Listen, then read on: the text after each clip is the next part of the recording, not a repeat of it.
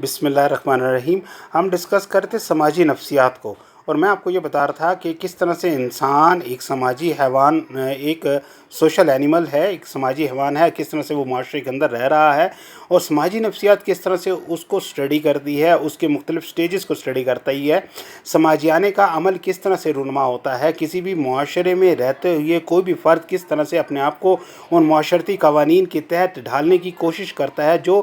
اس سے پہلے اس معاشرے کے اندر موجود ہوتے ہیں.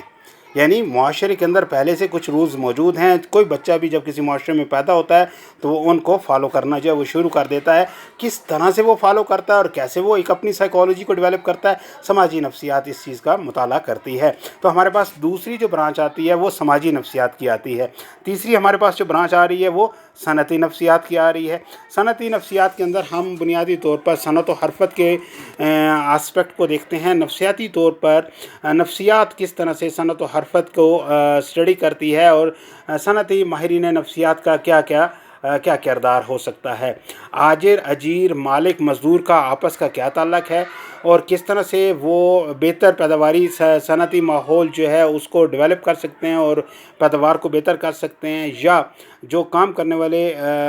ورکرز ہیں ان کی صلاحیتوں سے کس طرح مالک جو ہے وہ زیادہ فائدہ اٹھا سکتے ہیں. تو ہمارے پاس مختلف جو functions of the industrial psychologist ہیں وہ ہم ڈسکس کرتے ہیں صنعتی نفسیات کے اندر. اس میں اجیر کا چناؤ آتا ہے، صنعت کے حالات کے کار کی بہتری آتی ہے، ملازمین کے مرال کو بلند کرنا ہے، صنعت کے اندر ہڑتالیں اور تالہ بندیاں کیوں ہو جاتی ہیں ان کی ہم اسٹڈی کرتے ہیں. صنعتی سطح پہ سائنسی اصولوں سے کس طرح بہتری لائی جا سکتی ہے، ملازمین کے حقوق کا تحفظ کیسے کیا جا سکتا ہے، اور بہتر سے بہتر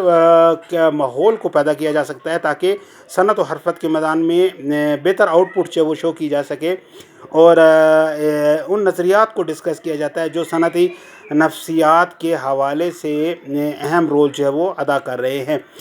اب اکنامک ڈپریشن جو 1930 میں آیا تھا اسی طرح کا ایک اکنامک ڈپریشن ہمیں 2008 میں دیکھنے میں ملا. اور اب ہمارے پاس تیسرا اکنامک ڈپریشن جو ہے وہ کرونا کی صورت میں موجود ہے، جب پوری دنیا کے اندر کاروبار بند ہو گیا. اب اس کے بعد سے جب دوبارہ کاروبار شروع ہوگا، جب موجودہ صورتحال کے اندر کاروبار کرنے والے لوگوں کی کون سی نفسیات ہے، وہ کس طرح سے انٹریکٹ کر رہے ہیں، یہ تمام کی تمام چیزیں جو ہے وہ انڈسٹریل سائیکالوجی جو ہے وہ ڈسکس کرتی ہے. اور وہ یہ دیکھے گی کہ یہ پیداواری صلاحیتیں دوبارہ سے کس طرح سے امپروو کی جا سکتی ہیں، یا کس قسم کا کاروباری ماحول دوبارہ سے لانچ کیا جائے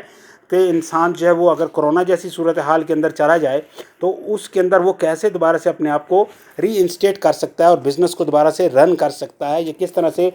جو ہے وہ ایسا ماحول پیدا کر سکتا ہے جس میں لوگ جو ہے وہ اپنے کاروبار کو چلا سکتے ہیں. مثال کے طور پر ہمارے سامنے بالکل کلیئرلی ایک کانسیپٹ موجود ہے کہ what is the role of the social psychologist with reference to this specific thing کہ آن لائن جو تمام کاروبار یا تمام فنکشن جو وہ شروع ہو گئے ہیں، تو how this online trading is helping or it's supposed to be an alternate to the practical trading, یا آن لائن ٹریڈنگ کس طرح سے ہیلپ فل جو ہے وہ ثابت ہو رہی ہے. اس کو جو ہے وہ ہم اس پرسپیکٹو میں جو ہے وہ